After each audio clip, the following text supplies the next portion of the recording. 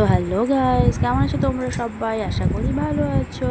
So good morning সবাইকে। তো সকাল সকাল ঘুম ভেঙে গেছে আমার।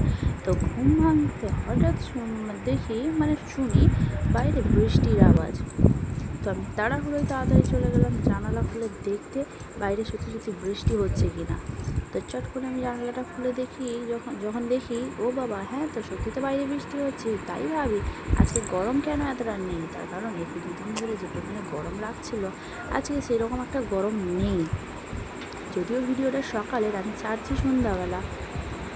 তো দেখলাম বৃষ্টি হচ্ছে, ভাই খুব ভালোও লাগছে একদিকে মনও খারাপ লাগছে, কারণ আজকে হচ্ছে বিজয়া দশমী। তো সবাইকে জানি বিজয়া দশমী অনেক অনেক শুভেচ্ছা।